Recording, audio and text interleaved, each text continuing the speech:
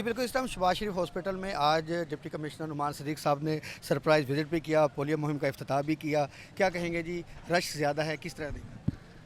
देखें जी, रश यहाँ पे बहुत ज़्यादा होना ये तो अपना इसका मतलब है कि हॉस्पिटल काम कर रहा है और यहाँ पे लोग इसलिए आते हैं कि उनको पता है कि यहाँ पे मेडिसिन मिलेगी, यहाँ पे इनके टेस्ट हो जाएंगे, कोई डॉक्टर उनको देख लेगा यहाँ पे।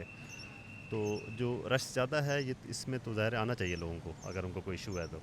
बाकी ये कि यहाँ पे जो क्यू मैनेजमेंट है वो कर रहे हैं, 13 काउंटर यहाँ पे ऑलरेडी वर्किंग हैं, तो जितनी हमारे पास स्पेस है वो 13 के 13 काउंटर आपने देखा है कि सारे चल रहे हैं। और अभी देखें, अभी अभी 2 घंटे हुए हैं, सुबह 8 बजे हॉस्पिटल स्टार्ट हुआ है। 2 घंटे के अंदर अंदर यहाँ पे तकरीबन कोई 1000+ पेशेंट्स जो है ना वो अटेंड हो चुके हैं।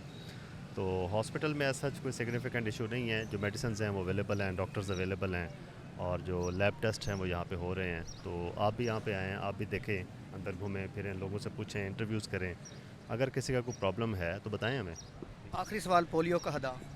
पोलियो के जी हमारा इस दफ़ा जो हदफ है वो 10,15,000 बच्चे हैं जो पूरे डिस्ट्रिक्ट के अंदर हमने कवर करने हैं। तो हर दफ़ा की तरह इस दफ़ा भी इंशाल्लाह कवर करेंगे। अल्हम्दुलिल्लाह डीसी साहब आए हैं और उन्होंने खुद जो है पोलियो का इफ्तिताह किया है। जो मंडे से हमारी कैंपेन हो रही है, तो उन्होंने भी यही कहा है कि हम अपना टास्क जो है वो इंशाल्लाह पूरा टारगेट अपना अचीव करेंगे।